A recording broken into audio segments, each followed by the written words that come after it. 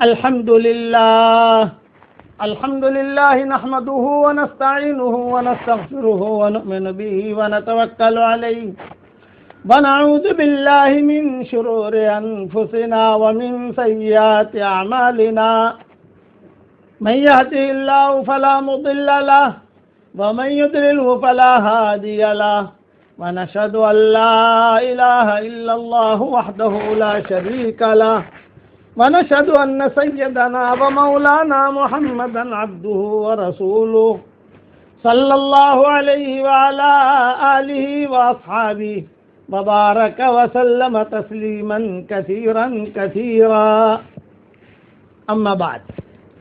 قابل احترام مائیں، بہنیں، بیٹیاں، بہوئیں، ہمارے بھائی، ساتھی، دوست، سلسلہ وار مضمون حضرت محمد صلی اللہ علیہ وسلم کی سیرت کا چل رہا تھا، اور حضور صلی اللہ علیہ وسلم کی عمر اب 8 سال ہو گئی. 8 سال میں عبد المطلب کا انتقال ہو گیا. ایک بات ذہن میں رکھنا کہ حضرت محمد صلی اللہ علیہ وسلم کے بارے میں ام ایمن سے لوگ بہت پوچھتے تھے. کیوں کہ حضرت ام ایمن یہ حضرت محمد صلی اللہ علیہ وسلم کے والد کے یعنی عبداللہ کی یہ باندھی تھی، تو پورا اور حضور صلی اللہ علیہ وسلم کے انتقال تک وہ زندہ تھی، بلکہ حضرت عمر کے انتقال تک وہ زندہ تھی. لمبی عمر پائی ہے ام ایمن نے، اور ہمیشہ اکثر حضور صلی اللہ علیہ وسلم کے ساتھ رہی ہے سوائے غزوات کے. بچپنا حضور صلی اللہ علیہ وسلم کا رہا ام ایمن کے ساتھ. بچپنے میں صرف بنی سعد کا جو قبیلے بنی سعد طائف وغیرہ تو وہاں نہیں گئی تھی، کیونکہ اس وقت حضرت آمنہ کے پاس تھی ام ایمن. لیکن اس کے بعد کے جب حضرت آمنہ کا انتقال ہو گیا تو اس کے بعد سے تو مستقل گویا کہ آپ صلی اللہ علیہ وسلم کی خدمت میں ان کے خاندان والوں نے انہیں رکھا تھا ام ایمن کو. اس لیے ام ایمن نے ایک مرتبہ جب صحابہ نے پوچھا ام ایمن سے کہ آپ صلی اللہ علیہ وسلم کے دادا کا جب انتقال ہوا یعنی عبد المطلب کا، تو حضور صلی اللہ علیہ وسلم کی عمر کیا تھی؟ یہ اس وقت پوچھا جب حضور کو نبوت مل گئی، اسلام پھیلنے لگا. تو یہ بوڑھی عورت تھی، تو اس نے صحابہ کو جمع کر کے ام ایمن نے کہا کہ حضور صلی اللہ علیہ وسلم کی عمر اس وقت 8 سال کی تھی، اور میں ساتھ تھی جنازے میں، اور میرے آنکھوں سے دیکھ رہی تھی کہ جنازے کے پیچھے پیچھے حضور صلی اللہ علیہ وسلم جا رہے تھے اور رو رہے تھے. یہ میں نے میری آنکھوں سے دیکھا ہے، یہ ام ایمن کہتی تھی، جو صحیح روایتوں میں ملتا ہے. ایک مرتبہ صحابہ نے حضور صلی اللہ علیہ وسلم سے پوچھ لیا کہ حضرت آپ کو آپ کے دادے کا انتقال کا علم ہے؟ بے ابو طالب کا انتقال کا علم تو سب کو ہے، کیونکہ وہ تو بہت بعد میں 42 سال تک خدمت کرتے رہے ابو طالب. تو ان کے قصے تو آئیں گے بعد میں انشاءاللہ، وہ تو سب جانتے ہیں، سارے روات جانتے ہیں، سارے محدثین جانتے ہیں، سب جانتے ہیں. حضور صلی اللہ علیہ وسلم تو جانتے ہی تھے. لیکن عبد المطلب کا انتقال ہوا تو کسی نے پوچھا کہ حضرت آپ کو پتہ ہے، آپ کو یاد ہے؟ جیسے لوگ پوچھتے تھے. حضرت عائشہ بھی کبھی کبھی پوچھتی تھی، کوئی چیز جب نکاح ہو گیا اور حضور کے حرم میں آئی تو پوچھتی تھی قبیلے بنی سعد کے قصے یاد ہیں آپ کو، یا آپ کے جو ہے والدہ کا کوئی قصہ یاد ہے، انتقال ہو گیا والدہ کا، اور اس طریقے سے مدینے کا سفر کوئی یاد ہے؟ آپ صلی اللہ علیہ وسلم کبھی کبھی کچھ نہ کچھ جواب دیتے تھے. وہ کبھی سنائیں گے انشاءاللہ. لیکن ابھی تو یہ مضمون پورا کر رہا ہوں. تو صحابہ نے یہ پوچھا حضور صلی اللہ علیہ وسلم سے کسی نے کہ حضرت وہ عبد المطلب کے انتقال کا قصہ آپ کو معلوم ہے؟ تو حضور نے فرمایا ہاں مجھے خوب یاد ہے، یعنی اب تک یاد ہے. کبھی بچپنے کے بعد آدمی بھول جاتا ہے، لیکن حضور اس کو نہیں بھولے تھے. وہ کہہ رہے تھے کہ مجھے یاد ہے میرے دادا کا انتقال ہوا، میں 8 سال کی عمر کا تھا، اور پیچھے میں روتا روتا جا رہا تھا، اور ام ایمن کہہ رہی تھی کہ جب حضور رو رہے تھے تو حضور کو میں اپنے سینے سے لگا رہی تھی، یعنی بے رو مت اٹھائے. حضور خود چل رہے تھے جنازے میں بڑے بڑے لوگ شریک تھے. بھئی جتنے بیٹے ہیں عبد المطلب کے یہ سارے کے سارے شریک، پھر ان کی بیٹیاں شریک. اس زمانے میں تو مرد عورتیں سب جنازے کے ساتھ جاتے تھے، تو سارے کے سارے شریک تھے. حضور صلی اللہ علیہ وسلم چونکہ بچوں میں شمار ہوتا تھا ان کا، تو اس لیے آپ بھی جو ہے پیچھے پیچھے تھے. چلیے اب آگے بڑھیے. آپ صلی اللہ علیہ وسلم کے کپڑے عبد المطلب کے انتقال کے بعد یا آپ کی پیٹی یا آپ کی جو بھی ضرورت کی چیزیں تھیں وہ منتقل اب ہوئی ابو طالب کے گھر پر. یہ سعادت مندی ابو طالب کو ملی. ابو طالب کو عبد المطلب نے اپنے انتقال سے پہلے ابو طالب کو یہ کہا کہ دیکھو بیٹا، میں دنیا سے جا رہا ہوں، اب میں پل بھر کا کچھ دیر کا مہمان ہوں، لیکن میرے اس بچے کا خیال رکھنا. بار بار یعنی اپنے مرض الوفات میں عبد المطلب جو ہے وہ کہا کرتے تھے کہ بھی تمہارا تو سارا گھر ہرا بھرا ہے، یہ بچہ اکیلا ہے، نہ اس کی ماں ہے نہ اس کا باپ ہے، کوئی اس کے پاس کوئی ملکیت بھی نہیں ہے، نہ اس کا بھائی ہے نہ اس کی بہن ہے، کوئی بھی نہیں ہے. اس لیے یہ نہ ہو کہ اس بچے کو تم لوگ پریشان کرو. تو ابو طالب کہتے تھے کہ ابا آپ بالکل مطمئن رہیں. لیکن وہ درد بھرا منظر تھا جب عبد المطلب کا انتقال ہوگا. اچھا، عبد المطلب نے کہا تھا جب تک میں زمین پر ہوں یعنی زندہ ہوں تب تک تو محمد میرے گھر میں ہی رہے گا، اس کے کپڑے اس کی چیزیں سب میرے دنیا سے جانے کے بعد پھر جو ہے ابو طالب کے وہاں منتقل ہو جائے. چنانچہ وہ درد بھرا منظر بھی بعض مورخین نے لکھا ہے کہ جب ابو طالب کو عبد المطلب کو دفن کر کے واپس آئے تو اب حضور صلی اللہ علیہ وسلم کے کپڑے، حضور صلی اللہ علیہ وسلم کی چیزیں آپ خود جانتے، حضور پہچانتے تھے. 8 سال کی عمر ہو گئی، یہ میرا رومال ہے، یہ میرا جھولا ہے، یہ میری چادر ہے، یہ میرا پیالہ ہے، یہ میری چیز ہے. 8 سال کی عمر میں تو بچہ جو ہے وہ سمجھتا ہے اپنی چیزوں کو. تو چنانچہ حضور صلی اللہ علیہ وسلم خود جمع کر رہے تھے اور ام ایمن بھی جمع کر رہی تھی کیونکہ اب تو ام ایمن بھی جائے گی وہاں.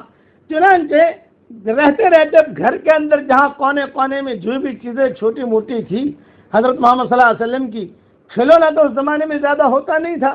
کھلونا اس زمانے میں یہ ہوتا تھا کہ اس عمر کے بچے جو ہیں وہ دوڑتے بہت تھے. حرم شریف میں کہیں پر بھی دوڑ لگاویں، یہ کریں، اور تھوڑے بڑے ہو جاتے تھے تو شکار کھیلنے کے لیے جاتے تھے. یہ ان کا کھیل ہوتا تھا کہ یعنی یہ ہمارے جو کھلونے ہیں یہ تنتنیے جو ہے، یہ تنتنیے، اس کو میں تنتنیا کہتا ہوں، دجالی فتنے کہتا ہوں. یہ دجالی فتنے کی وجہ سے ہمارے بچے بگڑتے بھی ہیں.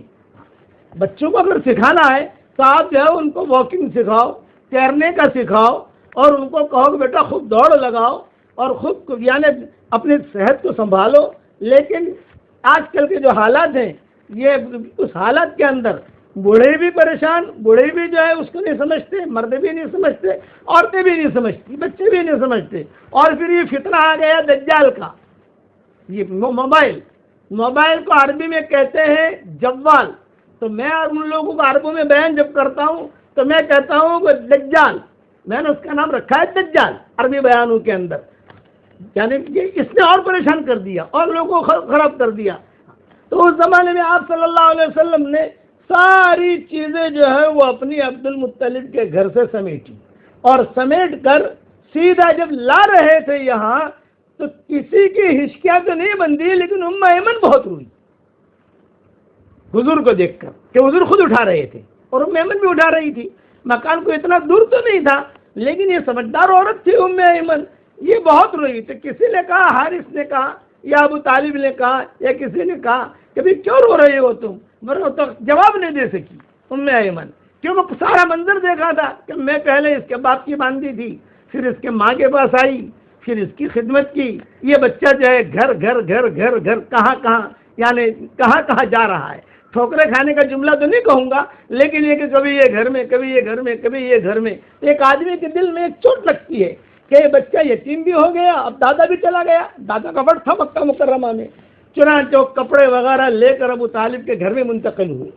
لیکن ابو طالب نے، یہ تو سب مورخین نے لکھا ہے بالاتفاق کہ ابو طالب نے حضرت محمد صلی اللہ علیہ وسلم کا اتنا خیال رکھا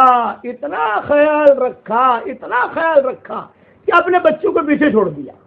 جو ان کے بچے تھے ابو طالب کے 4 بیٹے تھے، 2 مسلمان ہوئے تھے، 2 مشرکی تھے. علی اور جعفر یہ مسلمان ہو گئے تھے.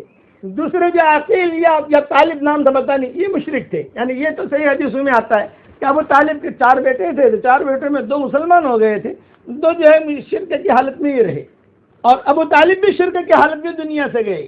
42 سال تک میرے والد صاحب رحمۃ اللہ علیہ مرکز نظام الدین میں جب بھی تفصیل بیان کرتے تھے تو بہت روتے تھے کہ وہ ہدایت تو اللہ کے ہاتھ میں ہے، کہ 42 سال تک خدمت کی اور دل و جان سے کی، ہیرا پھیری سے نہیں۔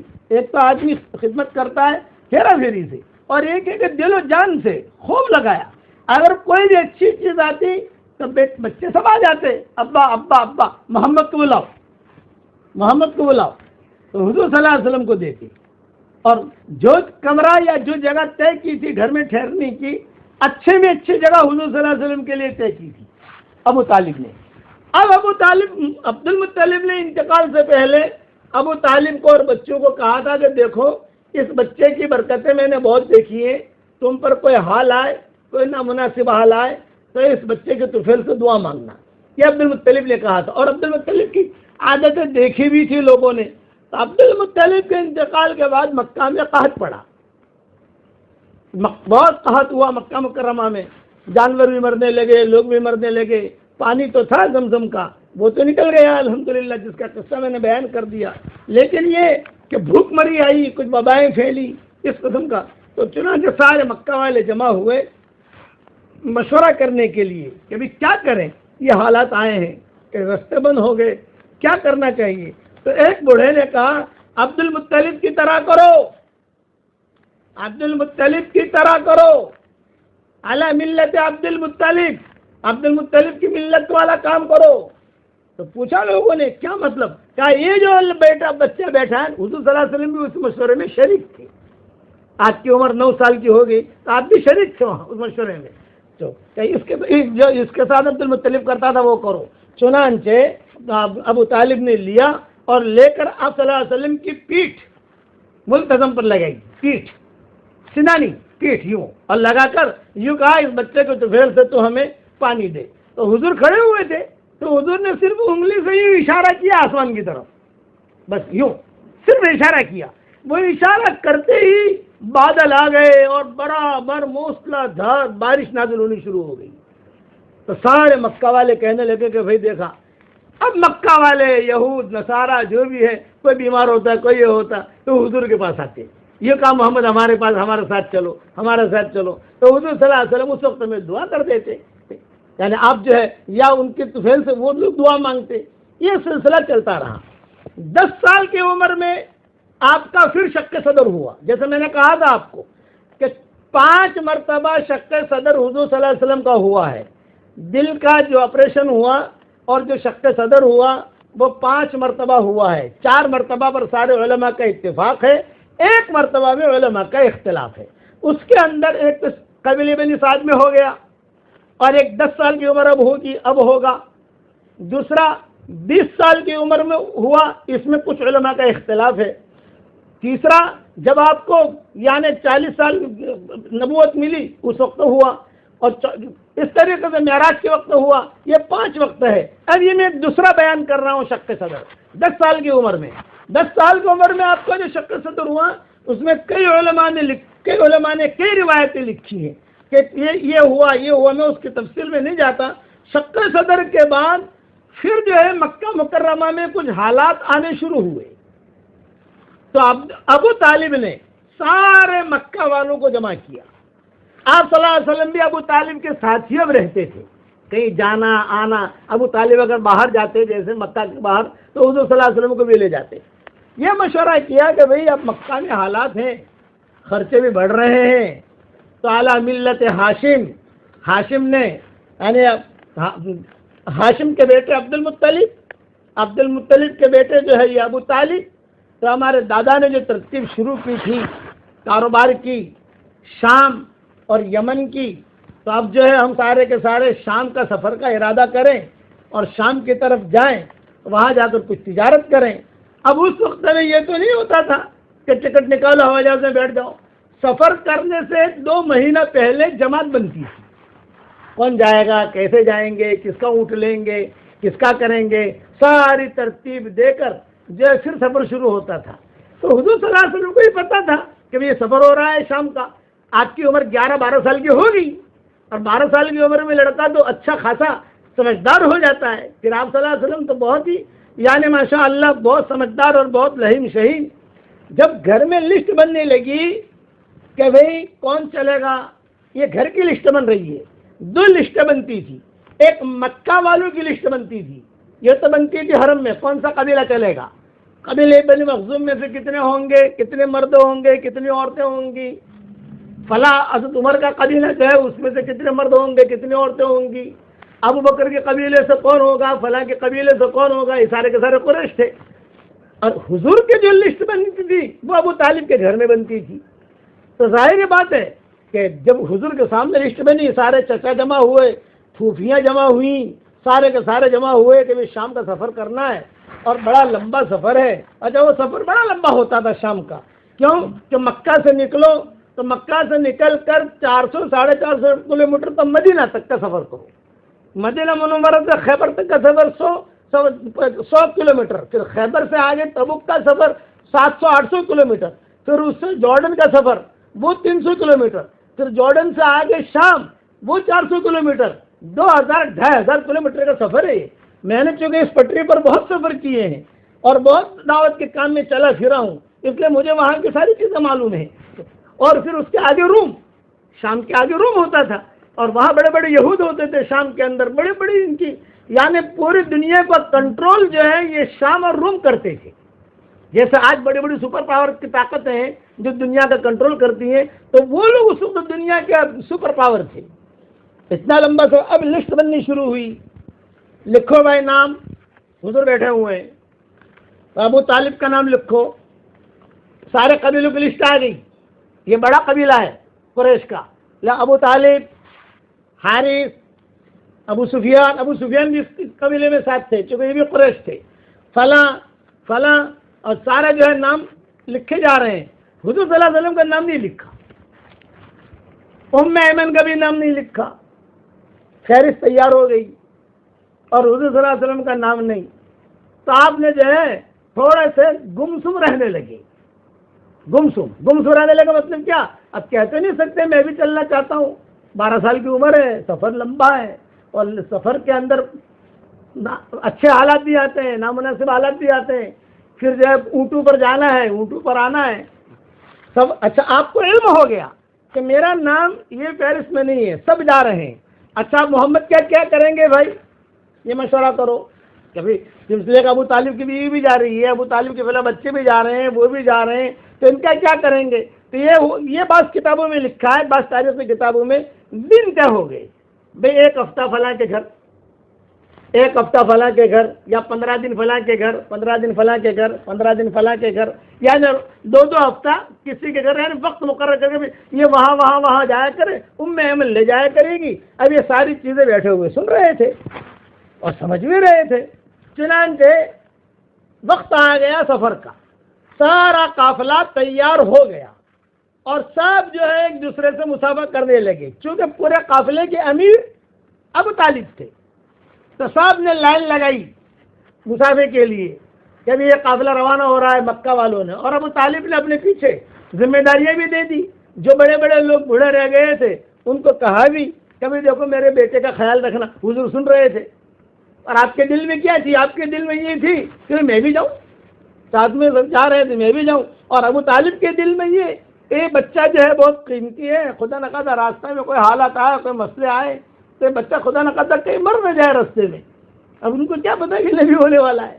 اب جو ہے سب نے جو ہے مسافہ کرنا شروع کیا، لائن لگی. اس وقت بھی مسافے کی ترتیب یہ ہوتی تھی کہ کرسی وغیرہ نہیں ہوتی تھی. ایک درخت کے نیچے وہ جو امیر ہوتا تھا وہ ٹیک لگا کے کھڑا ہو جاتا تھا اور سارے لوگ آ کر جو ہے مسافہ کر کے، اور مسافے کی ترتیب ہم جو مسافہ کرتے ہیں یہ مسافے کی ترتیب نہیں تھی. ہم تو بتاؤں کیسا مسافہ ہوتا تھا، تم دیکھ لو. اس دفعہ اس وقت کا مسافہ یہ ہوتا تھا، یہ کندھے پر یوں ہاتھ مارتے تھے، یہ مسافہ ہو گیا عبداللہ کہ یہ کندھے پر یوں ہاتھ مار لیا، بس یہ مسافہ ہو گیا. مسافہ تو حضور صلی اللہ علیہ وسلم نے شروع کیا 2 ہاتھ سے، لیکن اس وقت کا جو مسافہ تھا وہ امیر کے کندھے پر یوں ہاتھ مار لیتے تھے اور وہ امیر جو ہے اس کے کندھے پر ہاتھ مار لیتا تھا. یہ مسافہ ہو گیا، مطلب کہ رخصت ہو گئی. آخر میں باری آئی حضور صلی اللہ علیہ وسلم کی. تو جب حضور کی باری آئی تو حضور نے جو ہے ابو طالب کے کندھے پر ہاتھ ہی نہیں مارا.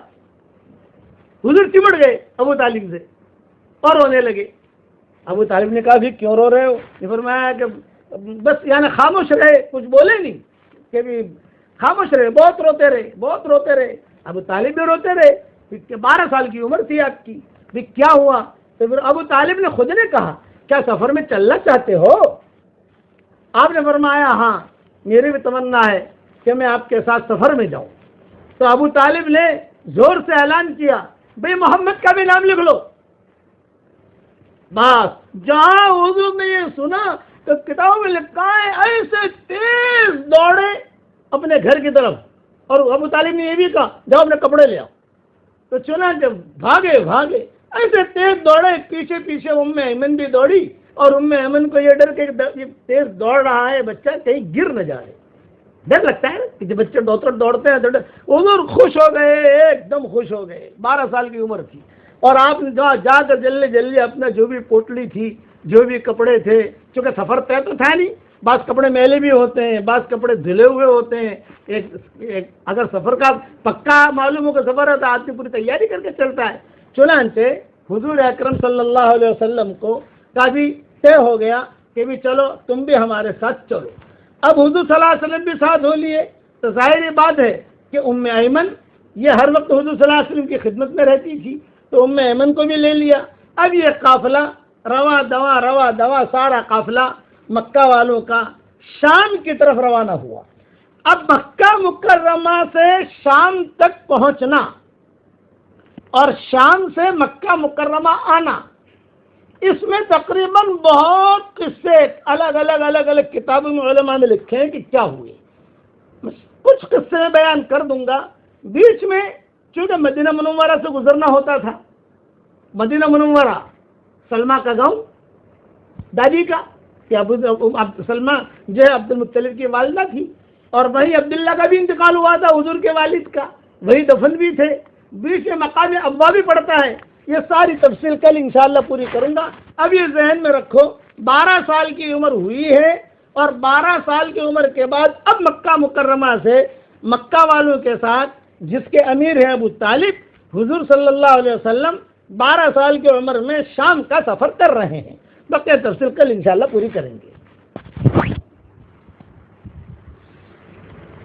ہمارے سامنے اعتکاف کے مسائل چل رہے تھے۔ کل میں نے آپ لوگوں کو ایک مسئلہ بتایا تھا کہ مرد حضرات مسجدوں میں اعتکاف کریں گے اور عورتیں گھروں میں اعتکاف کرے گی۔ مردوں کے لیے گھروں میں اعتکاف کرنا درست نہیں ہے۔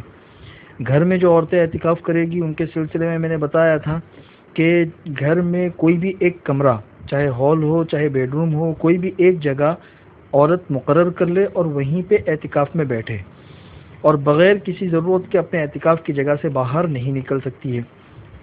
عورتوں کو ایک یہ اشکال ہوتا ہے کہ اگر عورت گھر میں اکیلی ہے، یا اکیلی تو نہیں ہے، دوسرے لوگ بھی ہیں، لیکن کھانا پکانے والی وہ اکیلی عورت ہے اور اس کے علاوہ کوئی اور ہے نہیں، تو کچن وغیرہ میں جا کے وہ کھانا پکا سکتی ہے یا نہیں پکا سکتی؟ اس لیے کہ کھانا جو ہے نا وہ بھی انسان کی ایک ضرورت ہے۔ تو اس کا جواب سن لیجئے۔ کل میں نے آپ کو بتایا تھا کہ عورت اگر اپنے اعتکاف کی جگہ سے کھانا پکانے کے لیے نکلے گی تو اس کا اعتکاف ٹوٹ جائے گا۔ آج میں انشاءاللہ تمام وہ ضرورتیں بتاؤں گا جن ضرورتوں کے تحت عورت اور مرد اپنے اعتکاف کی جگہ سے باہر نکل سکتے ہیں۔ تو عورت اگر نکلے گی تو اس کا اعتکاف ٹوٹ جائے گا۔ تب یہ اشکال ہوتا ہے کہ بھئی یہ کھانا تو ضرورت ہے، ضرورت کے تحت تو نکلنا درست ہونا چاہیے۔ تو اس کا جواب کتابوں کے اندر بعض علماء نے یہ لکھا ہے کہ ذرا اس بات کے اوپر بھی غور کر لے کہ اعتکاف میں بیٹھنا عورت کے لیے کوئی ضروری بھی تو نہیں ہے کہ اس ضرورت کی اس کو اجازت دی جائے۔ عورت کے لیے اعتکاف میں بیٹھنا ضروری نہیں ہے۔ اگر گھر میں عورت اکیلی ہے یا کھانا پکانے والی وہی ایک عورت ہے تو پھر اس کو مسنون اعتکاف میں نہیں بیٹھنا چاہیے، وہ نفل اعتکاف میں بیٹھ سکتی ہے۔ نفل اعتکاف میں اس طریقے سے کہ جب کھانے وغیرہ کی ضرورت سے فارغ ہو جائے تو 5-6 گھنٹے کے لیے اپنے اعتکاف کی جگہ پہ آ جائے، تو مسنون اعتکاف کا ثواب تو نہیں ملے گا، لیکن مطلق نفل اعتکاف کا ثواب تو اسے ملتا رہے گا۔ اس لیے اگر گھر میں ایسی مجبوری ہو تو پھر ایسی عورت کو اعتکاف میں نہیں بیٹھنا چاہیے، نفل اعتکاف میں بیٹھ جائے، کوئی حرج نہیں ہے۔ اب اعتکاف کی جگہ سے باہر نکلنا کن صورتوں میں جائز ہے اور کن صورتوں میں اس کا اعتکاف ٹوٹ جائے گا؟ دیکھیے، ضرورتیں 3 طرح کی ہے، حاجت 3 طرح کی۔ ایک شرعی حاجت ہوتی ہے، ایک طبعی حاجت ہوتی ہے، اور ایک حاجت ضروریہ ہے، حاجت شرعیہ، حاجت طبعیہ، حاجت ضروریہ۔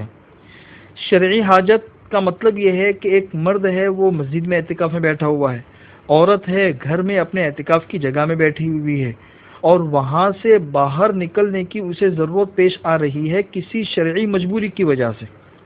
کوئی فرض یا واجب ایسا ہے کہ وہ اعتکاف کی جگہ میں بیٹھ کر ادا نہیں کر پاتا یا ادا نہیں کر پاتی، اس فرض اور واجب کی ادائیگی کے لیے وہاں سے باہر نکلنا ضروری ہے اس کے لیے۔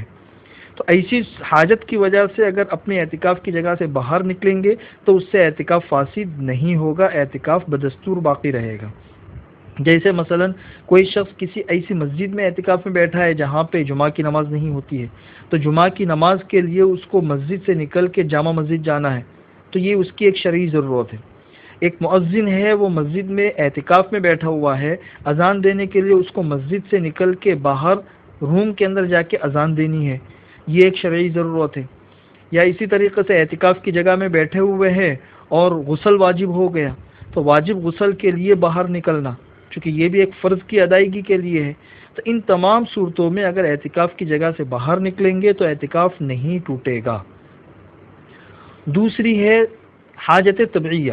حاجت طبعیہ کا مطلب یہ ہے کہ ایسی ضرورتیں، ایسی حاجت کہ جس کے کرنے کے لیے انسان مجبور ہو، کہ اس کے بغیر انسان نہیں رہ سکتا ہے۔ جیسے کوئی مرد ہے یا کوئی عورت ہے، ان کو قضاء حاجت کی ضرورت ہے، تو ظاہر سی بات ہے یہ ایک انسان کی طبعی حاجت ہے۔ اس کے لیے انسان اگر اپنے اعتکاف کی جگہ سے باہر نکلتا ہے تو پھر اس سے بھی اعتکاف فاسد نہیں ہوگا، اس لیے کہ یہ انسان کی طبعی ضرورت ہے۔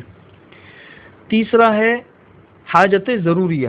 حاجت ضروریہ کا مطلب یہ ہے کہ ایسی شدید ضرورت ہے کہ جس کے تحت انسان کو اپنے اعتکاف کی جگہ سے باہر نکلنا پڑ رہا ہے، لیکن وہ جو شدید ضرورت ہے وہ شرعی حاجت بھی نہیں ہے اور طبعی حاجت بھی نہیں ہے۔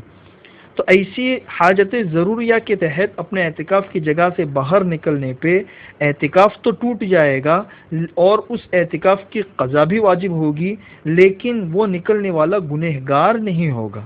بس فرق اتنا ہے، اس صورت میں اعتکاف فاسد ہو جائے گا، قضا بھی کرنی ہوگی لیکن وہ گنہگار نہیں ہوگا۔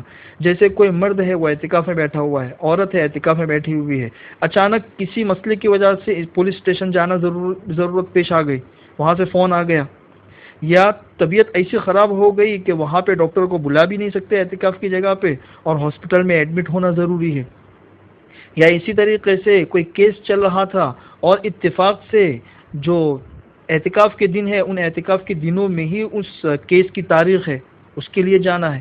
یا گھر میں کسی کا انتقال ہو گیا، انتہائی بے چین ہو کر اپنے اعتکاف کی جگہ سے باہر نکل گئے، یہ ساری، یا جس مکان میں اعتکاف میں بیٹھے ہوئے ہیں یا جس مسجد میں اعتکاف میں بیٹھے ہوئے ہیں وہ اچانک گر گئی زلزلے وغیرہ کی وجہ سے یا بوسیدہ ہونے کی وجہ سے، تو ایسی جو ضرورت ہے یہ شدید ضرورت ہے۔ ان صورتوں میں اگر اپنے اعتکاف کی جگہ سے باہر نکلیں گے تو اعتکاف ٹوٹ جائے گا لیکن گناہ نہیں ہوگا، اس لیے کہ ضرورت کی وجہ سے یہ باہر نکلے ہیں۔ تو اس سے ہمیں سمجھ میں آ جاتا ہے کہ کیا کیا ضرورت ہے جس کے تحت میں انسان اپنے اعتکاف کی جگہ سے نکل سکتا ہے۔ اسی کے ضمن میں بہت سی اعتکاف کو توڑنے والی اور اعتکاف کو بچانے والی چیزوں کا علم بھی ہو گیا ہوگا۔ چنانچہ اعتکاف کو توڑنے والی کچھ چیزیں اور بھی ہے کہ اگر اپنے اعتکاف کی جگہ سے نکلے بھول کر، اسے پتہ نہیں تھا کہ میں اعتکاف میں ہوں، چاہے مرد ہو چاہے عورت ہو، اور بھول کر اس کمرے سے باہر نکل گئے، تو بھول سے نکل جانے کی وجہ سے بھی اعتکاف ٹوٹ جاتا ہے۔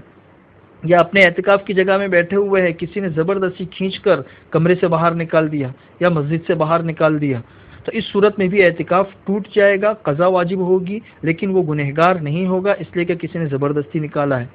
اسی طریقے سے عورت ہے وہ اعتکاف میں بیٹھی ہوئی تھی اور میاں بیوی کے درمیان ہم بستری ہو گئی، تو اس کی وجہ سے بھی اعتکاف ٹوٹ جائے گا، چاہے رات میں ہو چاہے دن میں ہو۔ دن میں تو ہو تو اعتکاف ٹوٹ ہی جائے گا، رات کے وقت میں بھی ہو تو اس کی وجہ سے بھی مستون اعتکاف ٹوٹ جاتا ہے۔ اسی طریقے سے عورت تھی، اس کو ایام شروع ہو گئے، اس کی وجہ سے بھی اعتکاف ٹوٹ جائے گا۔ قضاء حاجت کے لیے جا رہے تھے، فارغ ہو گئے اور کمرے میں آتے آتے یا مسجد میں آتے آتے بیچ میں کسی سے کھڑے کھڑے بات کرنے لگے، تو یہ جو کھڑے کھڑے بات ہو رہی ہے یہ غیر ضروری ہے، تو اتنی دیر کھڑے رہنے کی وجہ سے اب اعتکاف ٹوٹ جائے گا۔ تو یہ ہے بنیادی کچھ چیزیں جس سے ہمیں سمجھ میں آتا ہے کہ حاجتیں 3 طرح کی ہے، اور کن صورتوں میں اعتکاف ٹوٹ جاتا ہے، کن صورتوں میں اعتکاف باقی رہتا ہے۔ اب جن صورتوں میں اعتکاف ٹوٹ جائے گا تو پھر اس کی قضا کیسے کرنی رمضان کے بعد اور رمضان کے اندر، وہ مسئلہ انشاءاللہ کل آپ لوگوں کو سمجھا دوں گا۔ اسی طریقے سے اعتکاف میں بیٹھنے کے لیے شوہر کی اجازت کا کیا حکم ہے، یہ بھی انشاءاللہ آپ لوگوں کو کل سمجھا دیا جائے گا۔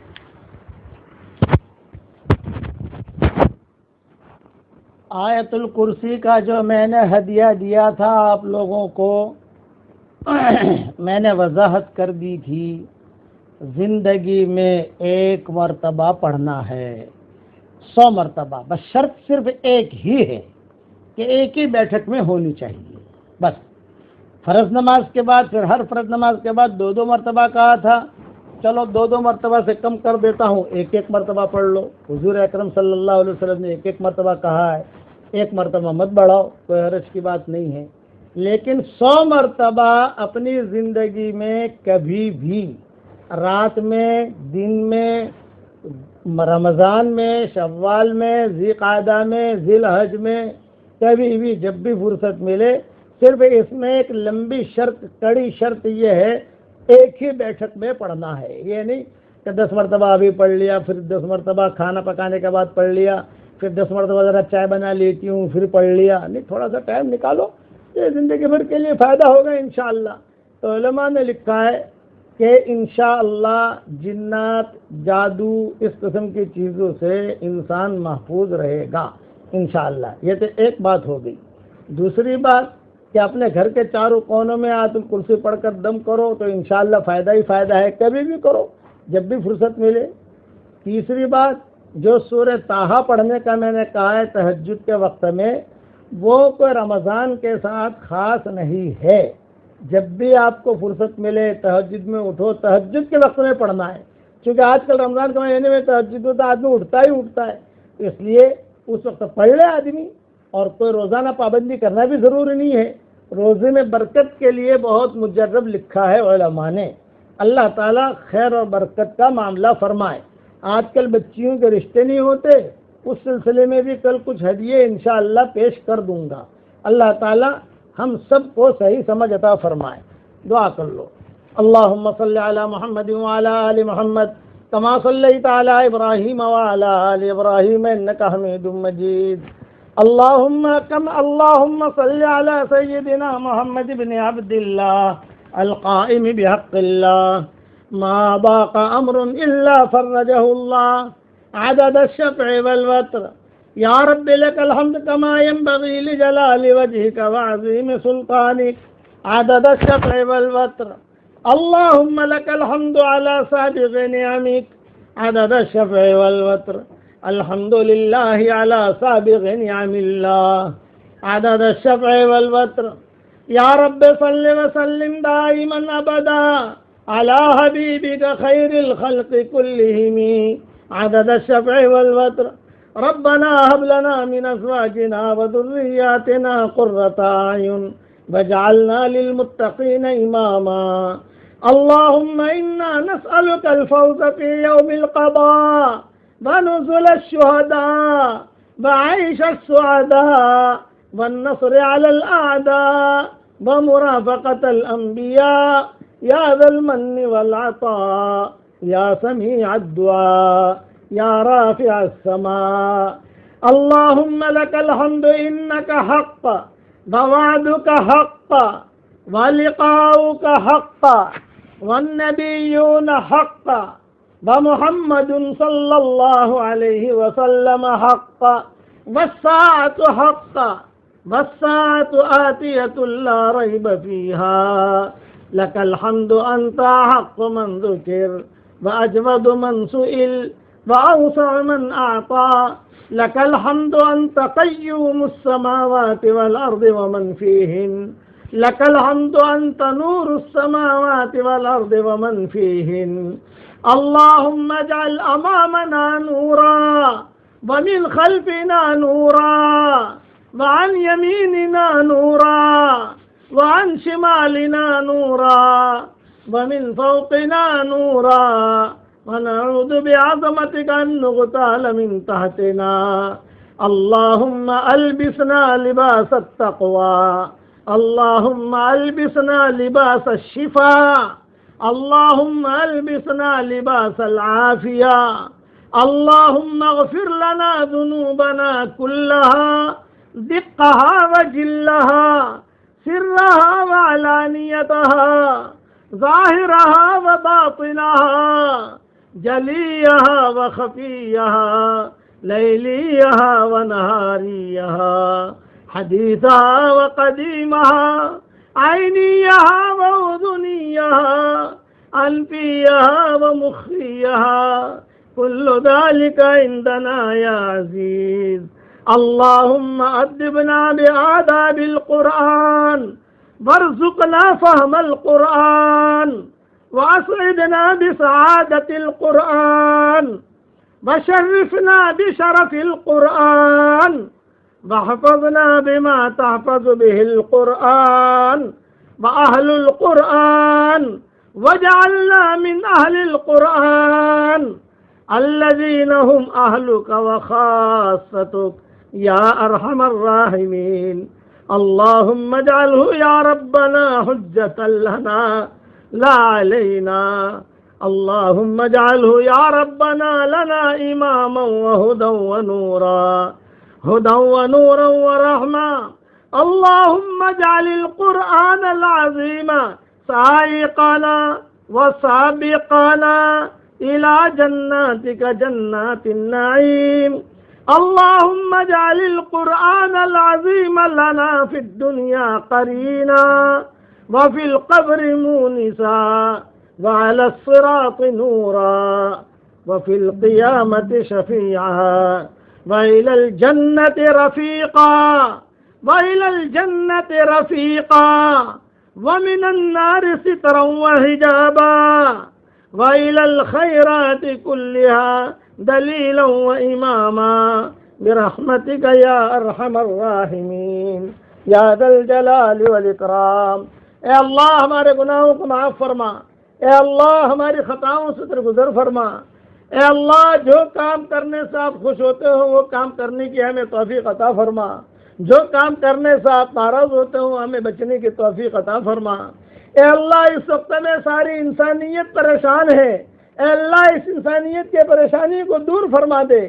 اے اللہ جہاں جہاں تیرے سورج کی روشنی پہنچتی ہے وہاں تیرے دین کی روشنی کو پہنچا دے، اور جہاں جہاں تیرا پانی پہنچتا ہے وہاں تیرا دین کا پانی پہنچا دے، اور جہاں جہاں تیری ہوائیں پہنچتی ہیں اے اللہ وہاں تیرے دین کی ہوا کو پہنچا دے.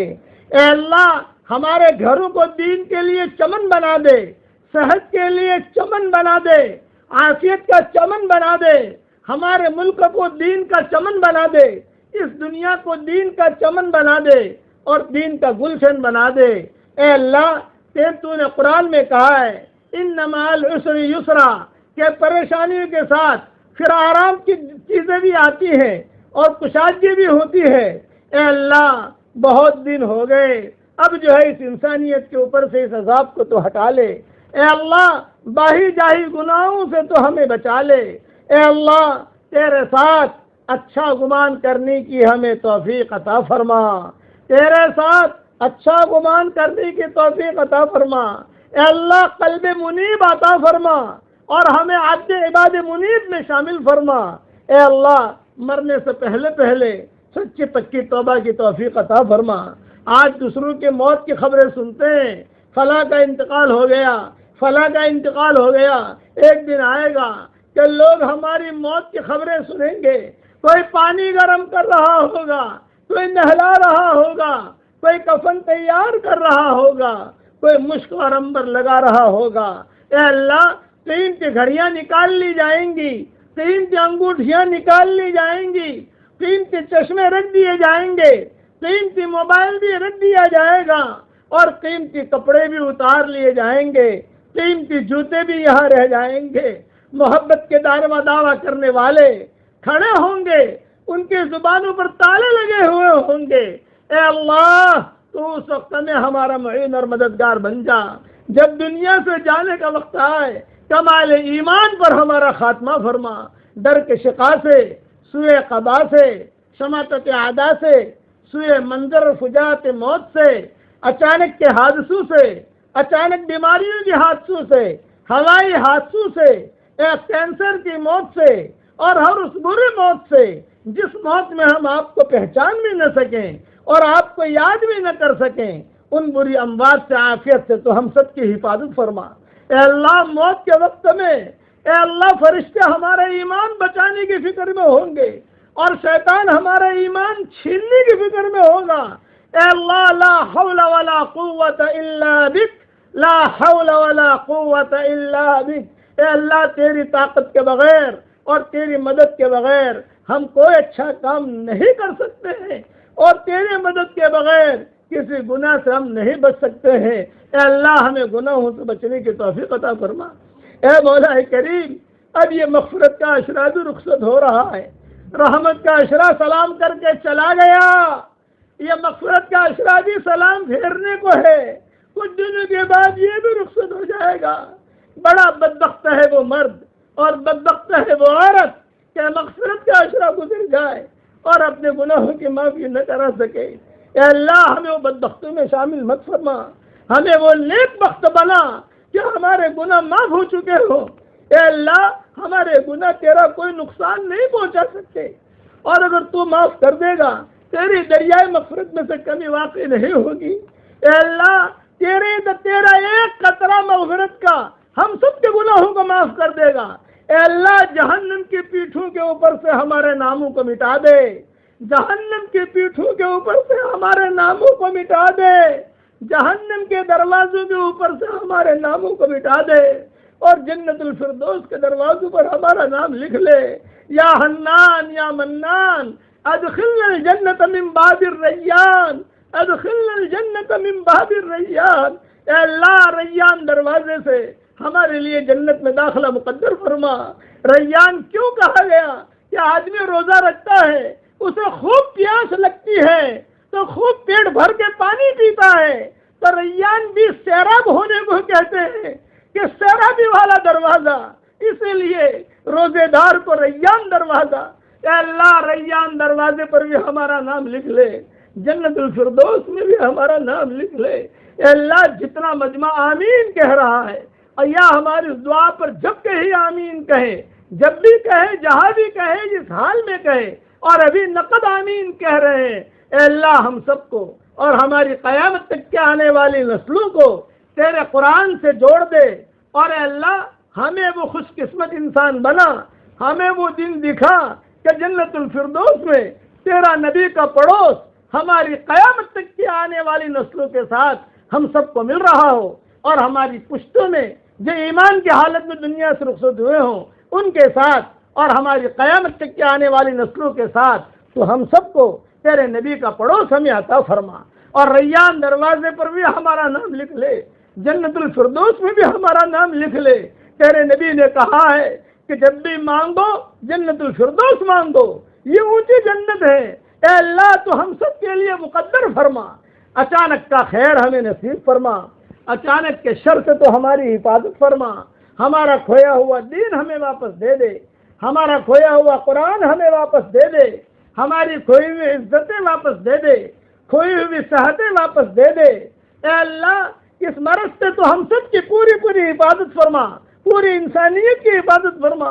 اے اللہ، اگر جانور بیمار ہیں ان کو بھی شفا دے، سانپ اگر بیمار ہیں ان کو بھی شفا دے، جنات اگر بیمار ہیں تو ان کو بھی شفا دے، اور اگر چونٹیاں بیمار ہیں ان کو بھی شفا دے، مچھلیاں اگر بیمار ہیں تو ان کو بھی شفا دے۔ اے اللہ، جو بھی بیمار ہو تو ان کو شفا دے، اس لیے کہ یہ تیرا کنبہ ہے۔ اے اللہ، انسانوں کی ہدایت کے فیصلے فرما اور جناتوں کی ہدایت کے فیصلے فرما، عفو کا عافیت کا معاملہ فرما۔ اے اللہ، ہماری گردنوں کو جہنم سے آزاد فرما۔ اے اللہ، ہمارے ماں باپ کی گردنوں کو جہنم سے آزاد فرما، ہمارے بیوی بچوں کے گردنوں کو جہنم سے آزاد فرما۔ اے اللہ، سارے مسلمان مردوں اور عورتوں کے گردنوں کو جہنم سے آزاد فرما۔ اللہم اعتق رقابنا من النار، اللہم اعتق رقابنا من النار، اللهم اعتق رقابنا ورقاب آبائنا ورقاب أمهاتنا ورقاب إخواننا ورقاب أخواتنا ورقاب أزواجنا ورقاب أولادنا ورقاب أبنائنا وبناتنا وأحفادنا ورقاب جميع المسلمين والمسلمات من النار یا عزیز یا غفار۔ اے اللہ، ایک مرتبہ اگر تو نے یہ دعا ہماری قبول کر لی کہ تو نے ہماری گردنوں کو جہنم سے آزاد کر دیا، اب یہ آدمی یا عورت کبھی بھی جہنم میں نہیں جائیں گے، یہ مطلب ہوتا ہے۔ اے اللہ، اس لیے آپ سے درخواست کرتے ہیں کہ ہماری گردنوں کو جہنم سے آزاد فرما دے، ہماری گردنوں کو جہنم سے آزاد فرما دے۔ تیرا جہنم بھرنے کے لیے دوسرے مخلوق بہت ہے، اے اللہ ہماری گردنوں کو تو جہنم سے آزاد فرما، ہمارے ماں باپ کی قبروں کو نور سے منور فرما، ہماری والدہ کو شفاء کاملہ عاجلہ دائمہ مستمر عطا فرما، ہمارے بھائی بہنوں کو قبول فرما، ہمارے پوتے پوتیوں کو قبول فرما، نواسیوں کو قبول فرما، داماد بہوؤں کو قبول فرما، بیوی اور بچوں کو قبول فرما، اور قیامت تک کے ہمارے آنے والی نسلوں کو قبول فرما۔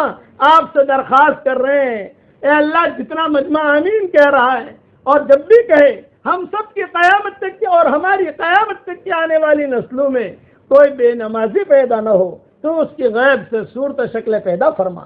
اے اللہ، اچانک کا خیر کے فیصلے فرما اور اچانک کے شر سے تو ہماری حفاظت فرما، جو مانگا وہ عطا فرما، مانگنے سے رہ گیا وہ عطا فرما۔ اے اللہ، ہم معمولی سر کا درد برداشت نہیں کر سکتے، ہم معمولی ہاتھ کی تکلیف برداشت نہیں کر سکتے، کہاں جہنم کے ہتھوڑے برداشت کریں گے اور کہاں قبر کے عذاب برداشت کر سکیں گے۔ جہنم میں تو ایسے سانپ ہے کہ ایک مرتبہ پھنکار مار لے، قیامت تک زمین میں گھاس اگنا بند ہو جائے، کہاں برداشت کر سکیں گے۔